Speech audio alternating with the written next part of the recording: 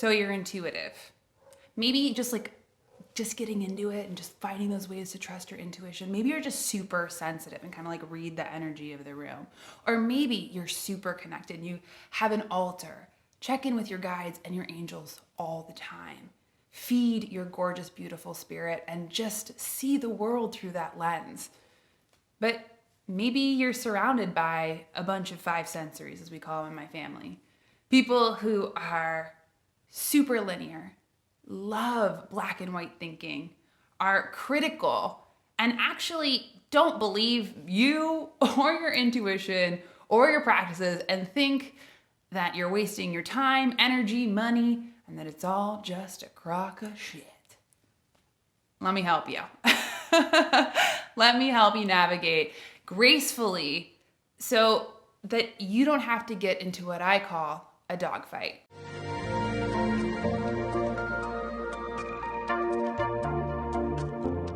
Hi, I'm Sonia Tully. I'm a fourth generation Hay House author and intuitive. And I've grown up not only being connected to my intuition, but in a deeply intuitive family. My mom, growing up in Chicago, was a well-known psychic.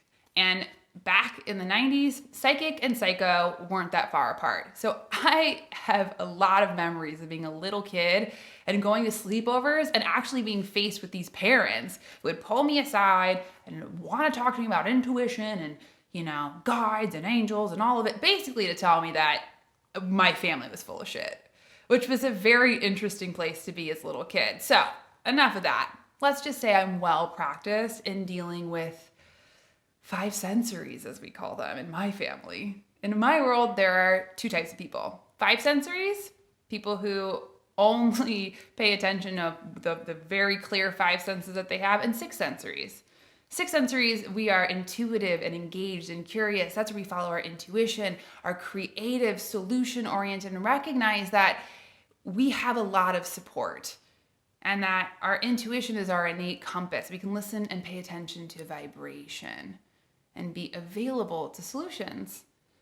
And as an intuitive and a professional intuitive for over a decade, I've had to deal with a lot of people who've had a lot of different opinions about my work, about who I am, about my belief system. And so I'm going to give you some of my favorite tools. First, number one, don't explain yourself. This is really big. We feel that we have to justify or explain or talk about what it is that we do as a way to try and justify. But in a lot of ways, what's happening is we're connected, they're in their intellect, in their very linear thinking brain. And what we're trying to do is explain with our intellect to their intellect. But recognize that a lot of times these people aren't open. They're not available. They're not curious. They don't actually want to know what it is that you're doing or how you practice. They just kind of want to shut you down. So in knowing who it is that you are, that means that the only approval that you look for is your own.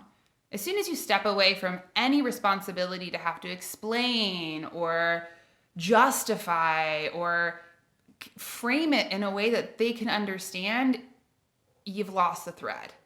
So in connecting to that place of I know who I am and I know what works for me, great. Second of all, another tool that I really love to do is in my world, I think of your ego, which is the part of you that is like your identity. It's sort of your barking dog, as we'd say. You want to train your pet. Your ego is important. We love our egos. They help to differentiate us between the world around us. But your ego talks a lot, and a lot of times it's me against you. It loves to tell stories, and it loves to get caught up. And so when we're in our egos, we are disconnected from the moment. That's where we can get into a lot of feeling really defended or that we have to protect ourselves. And a lot of these conversations involve what I call a dog fight, where somebody's barking dog, let's say it's your mom, it could be your mom, your dad, your partner, your business person at work, whomever, a person that you meet on the street, who find out that, you're intuitive or have a spiritual practice, or you talk to your guides and your angels, and what they want to do, their dog is like, I'm going to take him down a notch. So then they start to poke holes and do things. And for you, our sweet little dogs also try and protect us. So try to protect our spirit, and our spirit doesn't need protecting. So your dog might get triggered and be like, hey, get out of here. And then you get into a dog fight. That's where you start, yelling or explaining, get super triggered or emotional. Nah, it's a waste of energy. It's a waste of time, energy, and effort. So just recognize that it's their barking dog. It's the way that they're trying to figure out and make sense of the world. And that comes to my point number 3. Whatever works for them, that's fine. My mom always taught me the lesson, which I really appreciated. And growing up, because I was actually closeted, I was very afraid of being thought of as weird. Thank gosh, I am weird. Let my freak blah blah. She said, don't try to convert the unconverted. And it's been a good compass for me in a lot of my work, because it can be very easy to want to talk to the most critical voice in the room, and try. It's almost like if I can then get them to understand, then I can be justified. But whatever. Fourth, practice boundaries. If you're with somebody, whether you don't like the conversation, you don't like the content of where it's going, you don't like how it's making you feel, you can just ask to change the subject. And you can say something as simple as like, I know this works for you and this works for me. But anyway, I'd like to change the subject. Let's talk about, and then usually I like to insert a subject that's about them. How was your baseball game? Or I heard that you love meatloaf or something. Usually people will take the pivot. And it's an important place of exercising our energetic boundaries of like, no, this doesn't work for me. This does work for me. And with that, that's also the place of our own confidence, which we talked about in number 1, knowing who it is that we are. Also, another really good tool that we can use, aside from changing the subject, because sometimes people are like a dog on a bone and they don't want to. They want to just keep going after it and keep bringing it up. So you can use another really wonderful tool, which are your 2 legs, and get up and leave. Whether it's going to the bathroom or going for a walk, we can speak volumes just by removing ourselves from situations that are detrimental to ourselves and to our spirit. And with that gives us not only our confidence and power, but also permission. And then last but not least, I would just say, use a good sense of humor. Have a good sense of humor about yourself, about your own practices, about life, and have a good sense of humor about others. The thing is our egos. That barking dog has no humor. They take themselves very seriously. And with that seriousness also comes a sense of self-importance. So not like your spiritual practice, but also be a self-important practice. That's a big no in my book. But humor deflates and deflects the ego immediately. It changes the channel. When we're in humor, it's actually also the language of God and connection, And so when we can laugh at ourselves and also just laugh at others, and not from a mocking place of I'm better than you, but just like, it's okay. Like this is funny. I don't actually care that much. It diffuses the energy like hugely. So those are just some of my tools. And I remember one time many years ago, I was living in France. It was just a few years ago. And the French are very intellectual. They are very black and white. They're very linear. And I got into a conversation with a new acquaintance, about what it is that I do. And I am an intuitive. And I am, not only an intuitive, but, it's what I do readings and all of it, and woo. And this guy, all he wanted to do was debate me about intuition, debate me about spirituality, debate me about all of it.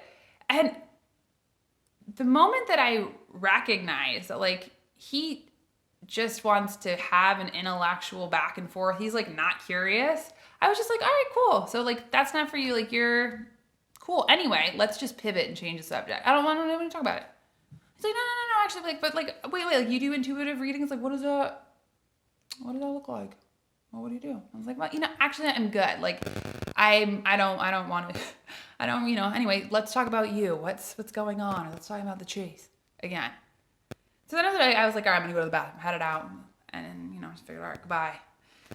And then later he was like, so you do readings? Like, what does that look like? What does that mean? I was like, I'm good.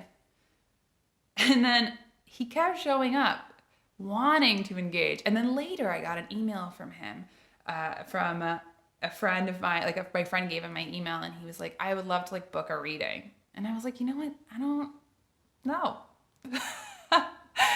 And my unavailability to like engage, because like I was like, I don't care, I just know whatever works for you, actually brought him in a lot closer.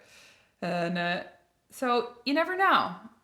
Most importantly, just lead by example. Your vibration and how you show up in the world is the biggest indicator and your biggest place of not only confidence but of leadership. So those are some of my tools on how to deal with some of the spiritual naysayers. Know who you are, know your gift, know your intuition. You don't need to explain that to anyone. It's between you and God, as I would like to say. So I'm sending you all my love. I hope you enjoyed our video this week. I'll be back next week. And if you haven't already, head to my website, soniatelli.com, and check out your spirit type quiz. Find out what spirit type you are, some of the best practices to nurture and take care of it.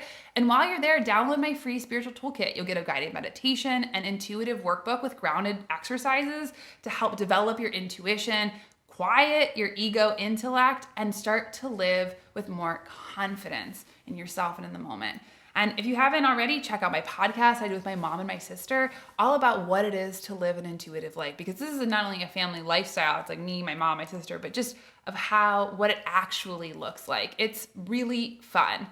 And as always, if you need support, go to my website and see if booking a reading with me or doing mentoring is a good fit. My greatest joy is to connect with you. So if you have any feedback, tell me in the comments below. What do you do? How do you deal with a naysayer? How much does it take from your energy? And what are some of your favorite practices or go-to lines? I'd love to hear from you. Sending you all my love.